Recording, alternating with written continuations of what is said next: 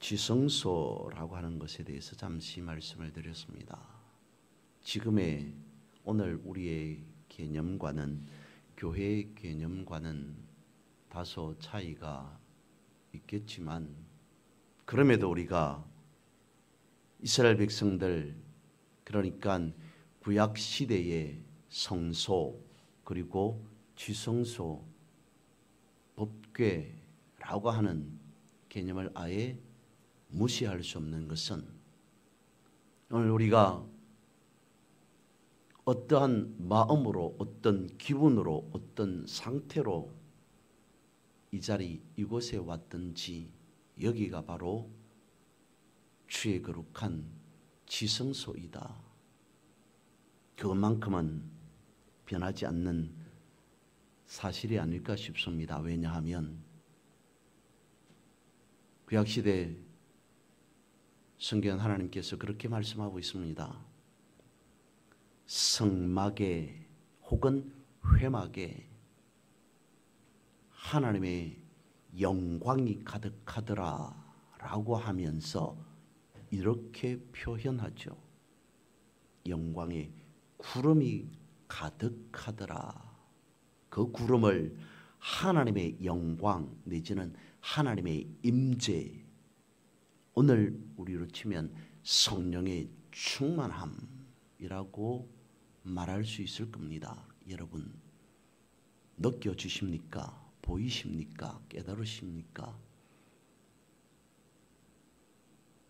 일주일 전에, 어제, 1시간 전에, 조금 전에 내가 어떤 상태였을지라도 오늘 내가 이 시간 이 자리에 들어온 순간만큼 이 자리 이곳은 그냥 자리가 아닌, 장소가 아닌 회막의 성막에 구름이 가득하였던 것과 같이 오늘 우리가 앉아있는 이 자리 이곳이 주의 영광으로, 주의 은혜로, 주의 사랑으로, 주의 축복하심으로 가득한 자리인 줄 믿습니다.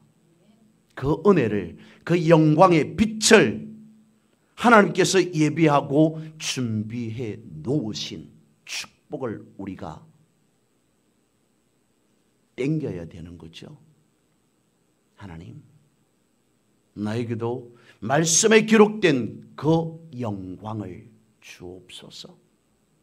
그 은혜를 내가 보고 듣고 깨달아서 진실로 연약한 한 죄인으로 세상 가운데 살아가는 것이 아니라 그리스도의 좋은 군사로, 예수가 나를 완벽하게 보호하고 인도하고 계심으로 가장 강하고 담대한 그리스도인으로서 세상 가운데에 결단코 세상에서도 뒤지지 않는 하나님 나라의 백성으로 날마다, 아니 호흡하는 순간마다 승리의 삶을 살아가게 해 주시옵소서.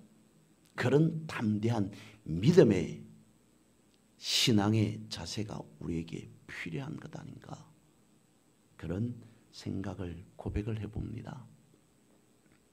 오늘 다시 본문의 말씀을 다윗의 이야기로 들고 싶습니다. 지금까지 우리는 살펴본 바에 의하면 무수히 많은 시간 동안 다윗에 대한 이야기를 듣고 말씀으로 보아왔습니다. 다윗에 대한 이야기라고 하면 이미 우리의 머릿속에, 심령 속에 대략 그림 정도 그릴 수 있을 것 같다라고 여깁니다. 그러면 여러분, 오늘 본문의 말씀을 통해서, 또한 다윗의 삶의 모습을 통해서 나와 여러분들과 연결이 되어지고, 그리고 성경에서 본문에서 말씀하고 있는 그 말씀을 통해서 여러분들의 삶을 점검해보고 되돌아볼 수 있는 시간 되시기를 바랍니다. 오늘 우리가 생각해볼 다윗을 한마디로 말한다면 그럼에도 라고 하는 말이지 않을까 싶습니다. 그간 우리가 다윗에 대해서 어떤 모습으로 어떤 다윗에 대해서 살펴보고 또 기억하고 계시든지 간에 오늘 살펴볼 다윗은 그전 모습과는 어쩌면 사뭇 다를 수도 있습니다. 사울 왕의 사후 사무엘 상이 지나고 사무엘 하가 시작되면서 다윗이 왕이 되었더라 라고 성경은 말씀하고 있습니다. 왕이 된 다윗은 그랬을 겁니다.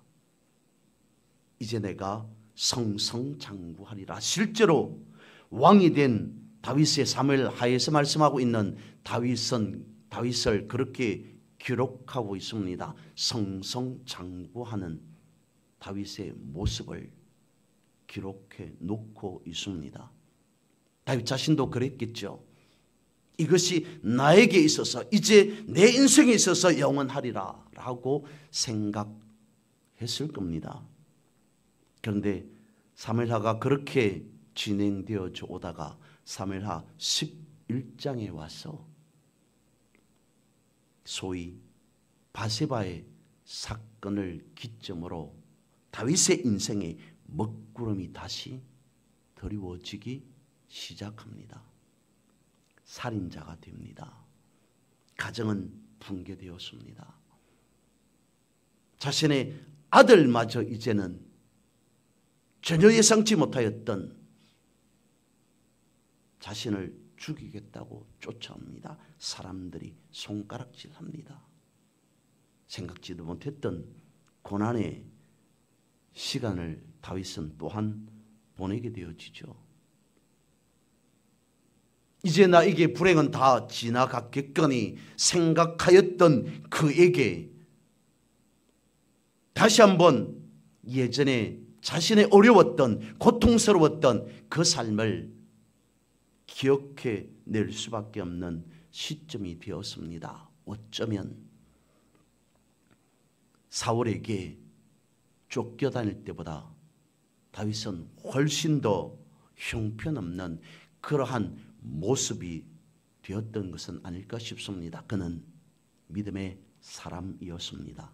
이스라엘의 왕입니다. 하나님의 마음에 합한 자라고 하는 등등의 수식어가 그에게 따라옵니다. 하지만 그랬던 다윗이 이제 다시 왕이고 용사고 사람들로부터 추앙받는 그런 다윗이 아닌 그저 죄 많은 한 사람에 불과하다라고 하는 그런 생각이 들게 되었습니다. 그래서였을까요? 다윗이 자신의 마지막 말에 이르기를 스스로 자신을 이렇게 기록하고 있습니다. 오늘 본문의 말씀 사무엘하 23장 1절 말씀을 세 번역으로 읽어봅니다. 이것은 다윗이 마지막으로 남긴 말이다. 이새의 아들 다윗이 말한다. 높이 일으켜 세움을 받은 용사, 야곱의 하나님이 기름 부어 세우신 왕, 이스라엘에서 아름다운 시를 읊은 사람이 말한다. 그 역시 자신이 지내왔던 그 삶을 되돌아보면서 뭐라고 말하고 있냐면 높이 일으켜 세움을 받은 용사였다. 야곱의 하나님이 친히 자신에게 기름 부어서 세운 왕이었다. 오늘 본문의 말씀에는 노래 잘하는 자라고 되어 있습니다만 세 번역에는 이스라엘에서 어쩌면 제일 가장 시를 잘 읊는 자, 실제로 그렇게 되어 있지 않습니까? 그런 자로 소개합니다. 그런데 여기에서 다윗이 나는 용사요 왕이요 가장 노래를 잘하고 시를 잘 쓰는 사람이다 라고 하는 그것을 자랑하고 있는 것일까요? 아닐 수 있습니다. 그가 진정으로 자신을 되돌아보는 것은 무엇이었을까요? 어쩌면 이것은 다윗이 마지막으로 남긴 말이다 라고 하면서 용사 왕 노래 잘하는 자보다 앞서서 하는 이새의 아들 다윗이 말한다. 그는 그 자신 스스로 생각하면서 용사보다 왕보다 자신의 노년의 인생의 말년에 나는 이새의 한 아들이고 싶다. 내 온 인생을 되돌아봤을 때 왕도 용사도 수없이 많은 아름다운 시편을 쓰는 그런 사람도 아닌 나는 이새의 아들인 다윗, 그 한 사람으로서의 삶, 그것을 원한다라고 고백하고 싶었던 것은 아니었을까 싶습니다. 왜 그렇습니까? 왕도 되어 보았습니다. 기름 부음 받아서 어깨에 힘도 주어봤습니다.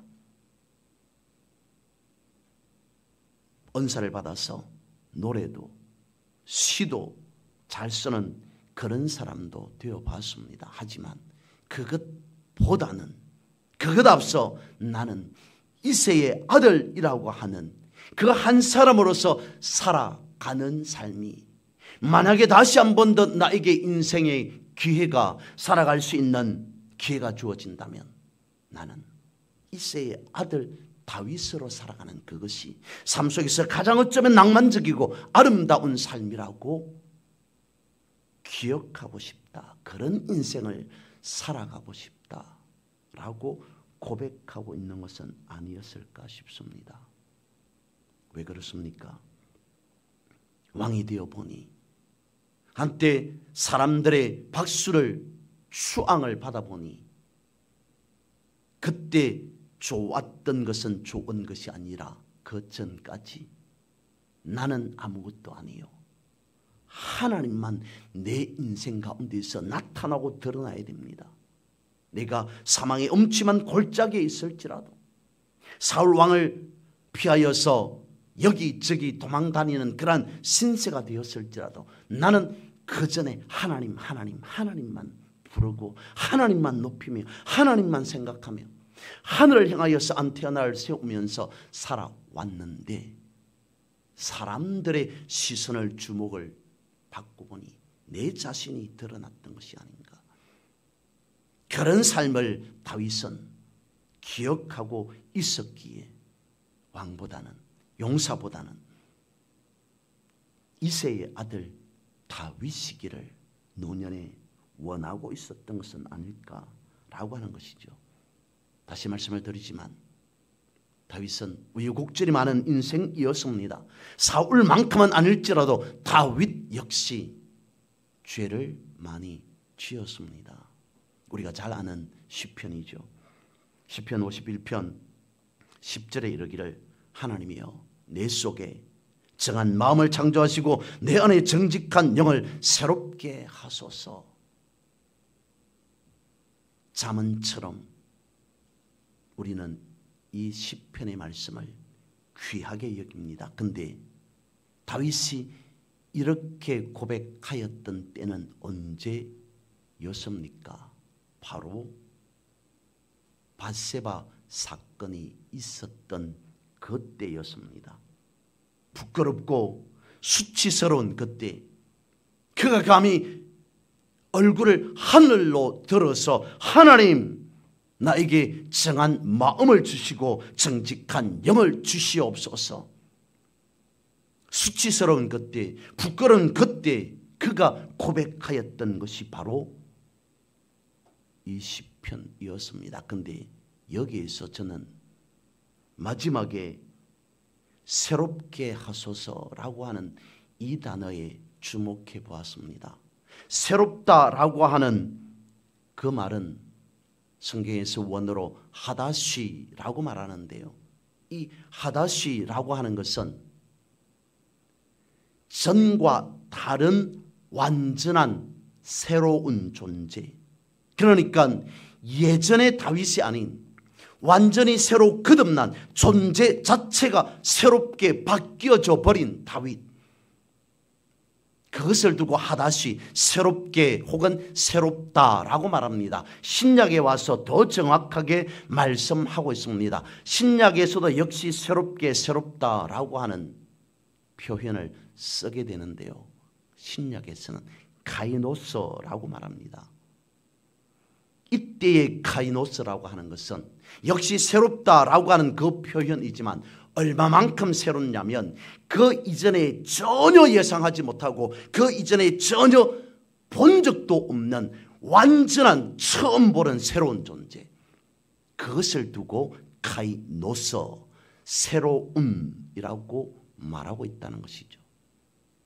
부끄럽고 수치스러운 그 모든 것을 완전히 벗어버린 전혀 다른 존재 인생으로 바뀌어지고 싶어 하는 갈급함, 그것이 시편의 다윗의 고백이었습니다. 그런데 그것이 다윗만 그랬던 것이 아니라 성경에 보면 욥도 그랬습니다.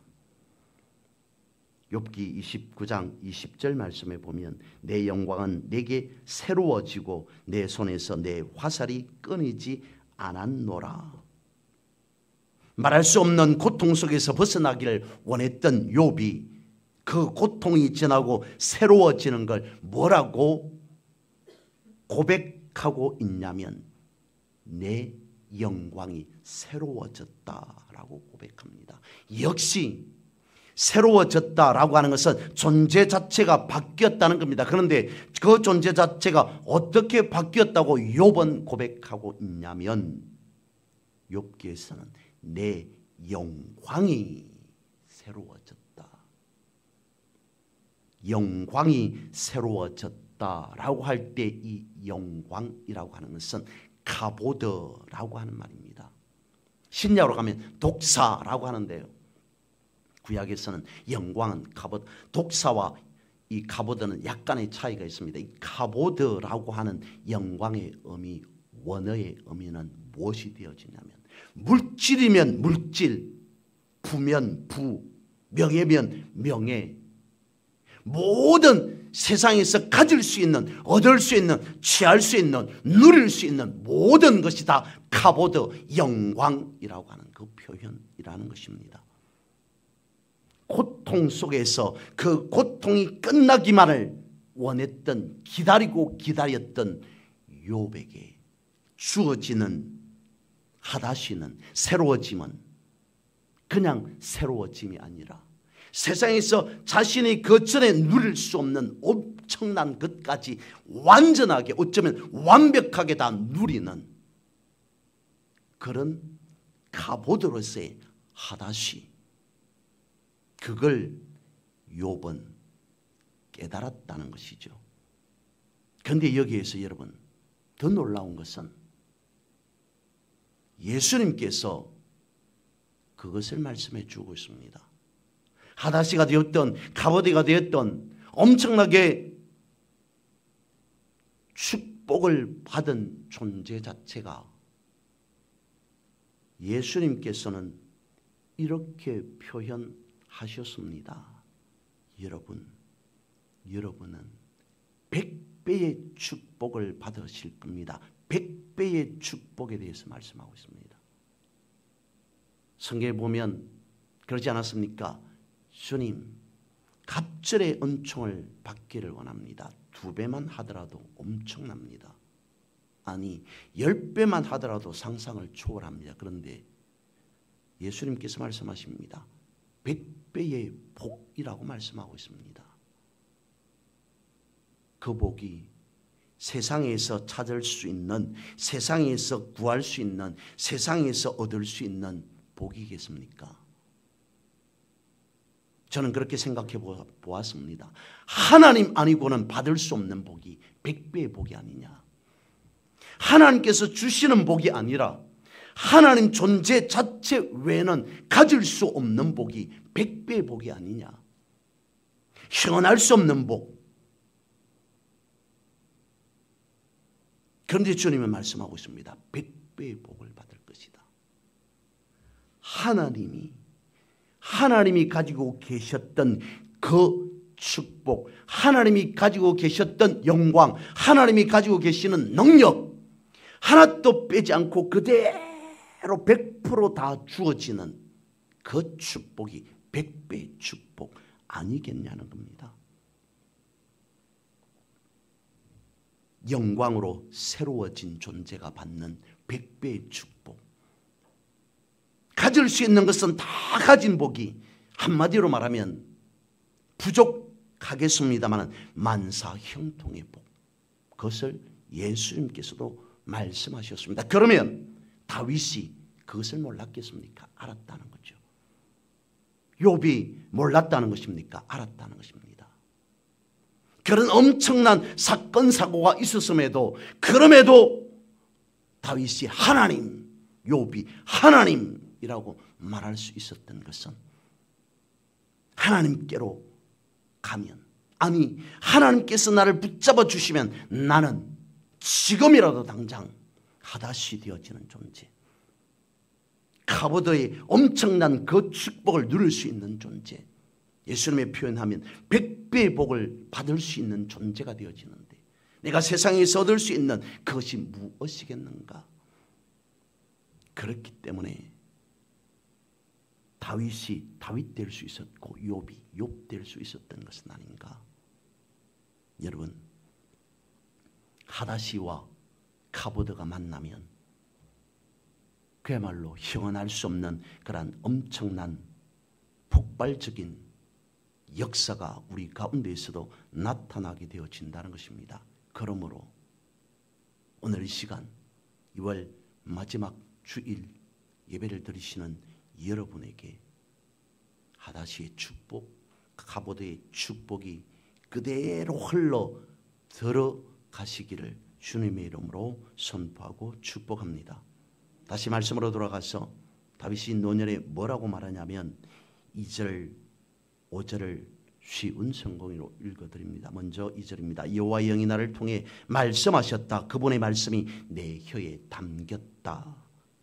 성령 임재를 말하고 있는 것 아니겠습니까? 그리고 난 다음에 5절에 다음과 같이 고백합니다. 이처럼 하나님께서는 내 집안을 돌봐주셨다. 하나님께서는 나와 영원한 약속을 맺어주셨고 모든 일에 올바르고 든든한 약속을 해주셨다. 이 약속은 나의 구원이며 이 약속은 내가 가장 기뻐하는 것이다. 진실로 주께서는 그 약속을 이루어 주실 것이다.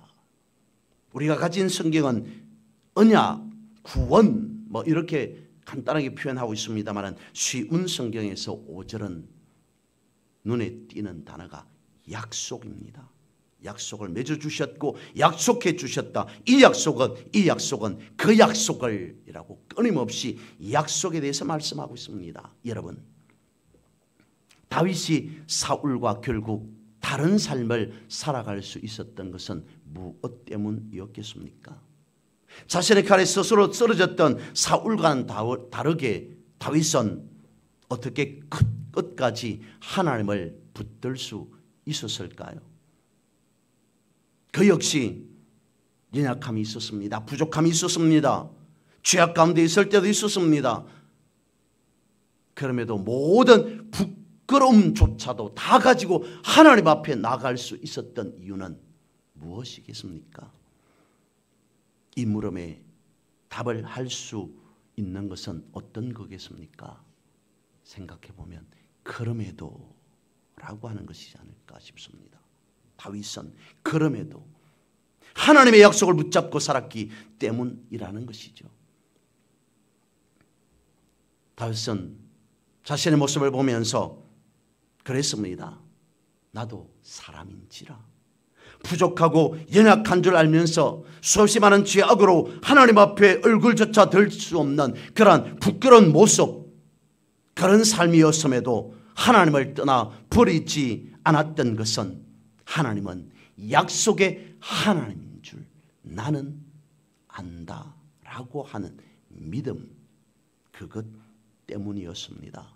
시편 119편 116절 공동 번역으로 읽어드립니다. 약속하신 대로 나를 붙들어 주시고 살려주셔서 나의 기대를 무색하게 만들지 마옵소서.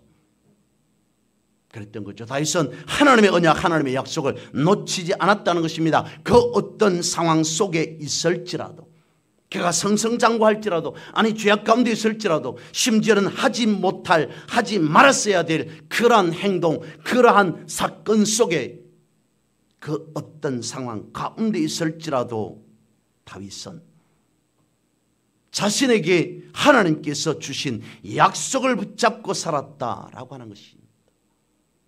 자신의 형편이, 자신의 어떠함이 아니라 하나님의 신실함으로 하나님의 약속은 반드시 이루어 주실 것이다라고 하는 그 믿음이 그에게 있었다는 것입니다. 비록 자신은 하나님을 떠날 수도 있고, 자신은 하나님 앞에 죄를 범할 수도 있고, 자신은 하나님 앞에 한없이 부끄러운 죄인일 뿐이었겠지만, 하나님은 하나님이 하신 그 약속을 이루기 위해 다윗을 더욱 다윗 되게 하실 것을 그는 믿었다는 것입니다.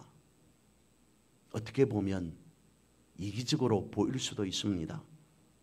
사람들이 볼 때, 남들이 볼 때 그런 그의 모습을 바라보면서 손가락질 할 법도 합니다. 내 믿음이 겨우 그것밖에 안 되느냐, 비아냥거리는 소리를 했을 수도 있습니다. 근데 그렇다고 해서 하나님이 주신 약속까지 놓칠 수는 없었다는 것입니다. 그러면 여러분, 믿음의 사람이라고 하는 것은 어떤 사람이겠습니까? 넘어졌을지라도 넘어진 그 자리가 가보드의 자리로, 하다시의 자리로 바꾸는 사람이 믿음의 사람이라는 것이죠. 그러니까 죄를 지었습니다. 넘어졌습니다. 어떤 문제가 생겼습니다. 그런데 믿음의 사람은 그 자리를 죄 지은 자리로 끝내는 것이 아니라 그것을 통해 변화되는 회심의 자리로 바꾼다는 것이겠죠. 이스라엘의 역사가 그랬습니다. 아브라함이 그랬습니다. 이삭이 그랬습니다. 야곱이 그랬습니다. 하나님이 주신 약속이 있었기 때문에 그들은 지치고 힘든 그런 인생이라는 순례길 가운데 있어도 은혜로 걸어갈 수 있었다는 것이죠. 때로는 쓰러지고 넘어지기도 합니다. 왜 그러지 않았겠습니까? 때로는 좌절하고 낙심하기도 합니다. 하지만 하나님이 주신 약속은 반드시 이루어질 거라는 믿음이 있었기 때문에 포기하지 않았다는 것이죠. 아브라함이, 이삭이, 야곱이, 이스라엘 백성들이 강하고 담대했기 때문이 아니라 하나님께서 저들과 한 약속이 있기에 그렇다는 것입니다. 하나님의 약속은 반드시 이루어집니다. 구원부터 영원에 이르기까지 하나님은 약속한 것을 이미 이루어 놓으셨습니다. 그리고 이후에도 그 약속을 이루어 가실 겁니다. 다윗은 그렇게 하나님을 붙잡았습니다. 하나님께서 주신 약속을 붙들고 살았습니다. 그 약속이 오늘 저와 여러분의 약속이 되어지기를 진심으로 소망합니다. 사무엘하 7장 8절에서 14절 상반절까지 세 번역으로 다소 깁니다마는 읽어봅니다. 그러므로 이제 너는 나의 종 다윗에게 전하여라. 나 만군의 주가 말한다. 양떼를 따라다니던 너를 목장에서 데리다가 내 백성 이스라엘의 통치자로 삼은 것은 바로 나다. 나는 내가 어디로 가든지 언제나 너와 함께 있어서 내 모든 원수를 내 앞에서 물리쳐 주었다. 나는 이제 내 이름을 세상에서 위대한 사람들의 이름과 같이 빛나게 해 주겠다. 이제 내가 한 곳을 정하여 거기에 내 백성 이스라엘을 심어 그들이 자기의 땅에서 자리 잡고 살면서 다시는 옮겨 다닐 필요가 없도록 하고 이전과 같이 악한 사람들에게 억압을 받는 일도 없도록 하겠다. 이전에 내가 나의 백성 이스라엘에게 사사들을 세워준 때와는 달리 내가 너를 내 모든 원수로부터 보호하여서 평안히 살게 하겠다. 그것뿐만 아니라 나 주가 너의 집안을 한 왕조로 만들겠다는 것을 이제 나 주가 너에게 선언한다. 너의 생애가 다하여서 내가 너의 조상들과 함께 묻히면 내가 내 몸에서 나올 자식을 후계자로 세워서 그의 나라를 튼튼하게 하겠다. 바로 그가 나의 이름을 드러내고 집을 지을 것이며 나는 그의 나라의 왕위를 영원토록 튼튼하게 하여 주겠다. 나는 그의 아버지가 되고 그는 나의 아들이 될 것이다. 다윗이 붙던 이 약속을 통해 오늘 우리는 주님을 만날 수 있게 되어집니다. 하나님의 약속은 반드시 이루어지기 때문에 그것을 성경은 말씀하고 있습니다. 예수 그리스도께서 십자가에 달리시고 부활하시고 성천하셨으며 그리고 성령까지 우리에게 보내주셨다. 무엇을 말씀하고 있는 것일까요? 예수님께서 이렇게 하셨다 저렇게 하셨다 라고 하는 그 기록뿐만 아니라 약속대로 성경은 이렇게 메시아가 오시고 성령으로 우리에게 약속대로 주셨다. 약속대로 행하신 일이라는 것이 말씀 가운데 있어 내용으로 포함되어져 있는 것이죠. 그래서 주님의 날이 하나님께서 정하신 그때에 성경 말씀하십니다. 약속대로 다시 오실 것이다 라고까지 말씀하고 있습니다. 약속은 반드시 이루어진다는 것이죠. 히브리서 6장 17절 18절을 쉬운말 성경으로 읽어봅니다. 이와 같이 하나님께서도 자신의 약속을 물려받을 사람들에게 자신의 뜻과 계획이 절대로 변치 않는다는 사실을 확실하게 나타내 보이시려고 맹세로서 그 약속을 확정하셨습니다. 하나님께서 이처럼 하신 까닭은 그분께서 절대로 거짓말을 하실 수 없기 때문에 그 두 가지 사실 곧 하나님께서 바라신 그 약속과 맹세는 결코 변치 않는다는 사실을 보여줌으로써 그 약속과 맹세에 의지하여 앞에 놓인 구원의 소망을 붙잡으려고 세상에서 피하여 나온 우리로 하여금 큰 위로와 격려를 받도록 하기 위해서였습니다. 이 약속의 말씀을 붙잡고 살아가는 사람을 누구라고 성경 말씀하고 있습니까? 새 사람이라고 말씀하고 있습니다. 이 약속을 성경은 그대로 기록하고 있습니다. 그래서 우리가 성경을 붙잡고 살아가야 된다는 것이죠. 그래서 우리가 하루라도 놓치지 않고 하나님의 말씀을 읽고 또 읽어야 한다는 것입니다. 내가 이해되든 알든 모르든 그것과 상관없이 여러분 성경을 어떻게 읽고 계십니까? 아무리 성경을 읽어도 도대체 무슨 말인지 이해되어지지 않더라. 아닙니다. 눈으로 성경을 보지 마시고 혼으로서 성경을 보지 마시고 성경을 보기에 앞서 지난번에 말씀을 드렸습니다. 하나님, 제가 하나님의 말씀을 성경을 읽는 이 시간만큼이라도 영으로서 하나님의 말씀을 바라보게 해 주십시오. 왜냐하면 하나님의 말씀은 성령의 하나님의 감동하심으로 쓰여진 말씀 아닙니까? 하나님의 감동으로 쓰여진 그 말씀을 내가 눈으로 육으로 혼으로 읽어서 어떻게 이해할 수 있겠습니까? 내 영을 열어주십시오. 내 영을 열어서 하나님께서 친히 나에게 주신 약속이 무엇인지 그만큼이라도 내가 이 성경을 읽으면서 깨닫게 해 주십시오. 알게 해 주십시오. 느끼게 해 주십시오. 그리고 그 약속 말씀의 이름과 같이 성취되게 해 주십시오. 그런 믿음의 마음으로 하나님의 말씀을 읽는다면, 성경을 읽는다면 여러분, 저는 분명히 말씀드릴 수 있습니다. 2월이 지나고 3월 말이 되었을 때 손들고 저요 3월 한 달 동안 하나님의 말씀 속에서 나에게 주어진 약속이 무엇인가 붙잡고 살았더니 하나님께서 내 인생 삶 가운데에서 이와 같이 약속을 이루어 주셨습니다. 간증하고 싶습니다. 라고 하는 사람이 분명히 나오지 않을까. 여러분, 우리가 결코 놓치지 말아야 할 것이 있다면 그것은 무엇이겠습니까? 고난과 핍박이 많았던 다윗이 자신의 삶을 통해서 과연 오늘 살아가고 있는 우리에게 보여주고 싶은, 진심으로 권면하고 싶은 것은 무엇이겠습니까? 여러분, 하나님의 약속만큼은 붙잡고 살아가셔야 됩니다. 하나님의 약속만큼은 붙잡으셔야 합니다라고 하는 이 권면 아닐까 싶습니다. 그렇지 않습니까? 하나님께서 우리에게 주실 약속을 우리가 굳게 붙들고 반드시 이루어질 그날까지 믿음으로 나아간다면 하나님 분명히 이루어 주십니다.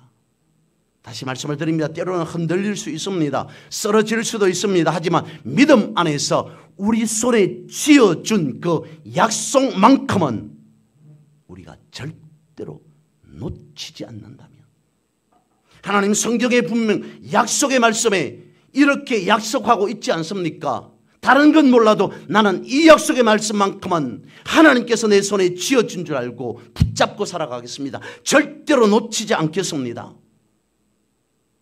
내 스스로 벌어진 것 같고 하나님으로부터 잊혀진 것 같고 고통 속에서 치를 떠는 그 순간 있을지라도 그 순간에도 나는 믿습니다. 하나님 일하고 계심을 이라고 고백하는 우리가 되어진다는 것이죠. 다윗이 그랬던 것처럼 여러분에게도 똑같이 그 약속을 지키기 위해 하나님은 살아 역사하기 때문입니다. 디도서 1장 2절 세 번역입니다. 나는 거짓이 없으신 하나님께서 영원 전부터 약속해 두신 영생에 대한 소망을 품고 있습니다. 어제 오늘 약속한 것이 아니더라는 거죠. 태초에 말씀이 계시니라. 그 말씀이 육신이 되었고 이제 디도서에서는 약속이 있었다. 그런데 그 약속이 영원 전부터 약속해 주신, 여러분, 나 한 사람 하나님의 사람으로 세우기 위해 하나님은 모든 것을 다 바쳤다. 왜? 영원 전부터 내 인생 내 삶을 통해서 하나님의 뜻이 무엇인지 하나님은 정해 두셨기 때문에, 하나님은 계획해 두셨기 때문에, 하나님은 약속해 두셨기 때문에. 다윗이 그러지 않았습니까? 믿음의 선진들이 그러지 않았습니까? 다윗이 성성장구만 했습니까? 왕으로서만 한평생 살았습니까? 한평생 용사로서만 살았습니까? 그러지 않았습니다. 기도는 어땠습니까? 욥은 어땠습니까? 아브라함은 어땠습니까? 야곱은요? 요셉은요? 나는요? 하나님. 아브라함도 사람이었고 나도 하나님의 자녀, 하나님의 백성으로 살아가는 인생을 살아가는 한 사람이지 않습니까? 아브라함과 내가 달라야 할 이유가 무엇입니까? 아브라함이 주셨던 그 축복, 내가 취하지 못할, 나에게 이루어지지 못할 이유가 있으면 하나님 말씀해 주십시오. 하나님 말씀해 주시면 아멘 하겠습니다. 하지만 그렇지 않다면 믿음의 조상 아브라함으로부터 성경에 기록하고 있는 믿음의 선진들에게 주셨던 그 모든 축복, 그것이 하다시가 되었던 가보드가 되었던 무엇이 되었던 나에게도 주십시오. 내가 받아서 진실로 이 땅에서 빛으로 소금으로 살아가겠습니다. 당당히 하나님의 자녀로 강하고 담대하게 살아가겠습니다. 나도 그런 삶 살아가게 문을 열어주십시오. 하나님 말씀해 주십시오. 마지막으로 감옥에 갇힌 바울을 생각해 봅니다. 그는 감옥 속에서도 빌립보 사람들에게 희망의 메시지를 보냅니다. 바울 역시 다윗처럼 약속을 굳게 붙든 자, 내가 사는 것은 내가 사는 것이 아니라 내 안에 그리스도께서 사신 것이다. 그리스도가 자신의 인생 삶을 통해서 예수를 핍박하고 예수 믿는 사람을 핍박하고 예수 믿는 사람을 잡아들이고 살았던 전력이 있는 사울, 그리고 바울로 바뀌어진 그 삶 속에 그가 하나님의 말씀을 읽으면서 사도 바울 역시 이 말씀만큼은 약속에 내 인생에 주어진 약속의 말씀으로 붙잡고 살리라 다짐하지 않았을까요? 늘 말씀을 묵상하지 않았을까요? 아브라함이라고 다윗이라고 아니 솔로몬이라고 사도 바울이라고 하나님의 말씀을 다 이해했을까요? 성경에 기록하고 있습니다. 문설주에 문지방에 써놓고 들어가며 오며 나가며 말씀을 읽어라. 읽고 또 읽었겠죠. 암송하고 또 암송했겠죠. 그러면서 하나님께서 닫혔던 육과 혼으로 읽었던 하나님의 그 말씀을 영으로 열어주시사 이 말씀은 나에게 어떻게 적용되어지는 약속으로 주신 말씀이구나. 비로소 캐치하지 않았을까요? 그러면서 그의 형편이 감옥 안에 있습니다. 하지만 그는 감옥이라고 하는 환경을 상황을 바라본 것이 아니라 하나님께서 약속하신 약속을 바라보았다는 겁니다. 그래서 빌립보 교회에다가 희망의 메시지를 보낼 수 있었던 것이죠. 감옥에서 빌립보 성도들에게 희망의 메시지를 보낸 바울의 음성을 나누어 드립니다. 빌립보서 1장 6절입니다. 너희 안에서 착한 일을 시작하신 이가 그리스도 예수의 날까지 이루실 줄 우리는 확신하노라. 여러분, 하나님의 말씀은 약속입니다. 다윗처럼 바울처럼 수많은 믿음의 선진들처럼 하나님이 약속하신 그 약속의 말씀, 오늘 우리도 굳게 붙잡고 내 인생에 한 가지라도, 아니 다시 말씀을 드리면 하다시로 가보도록 하나님 주어지시기를, 이루어지시기를 원합니다. 간절한 믿음의 마음으로 2월을 마무리하시고 다시 새롭게 3월을 시작하는 그런 여러분 되시기를 주님의 이름으로 선포하고 축복합니다. 기도드리겠습니다. 그러하신 하나님,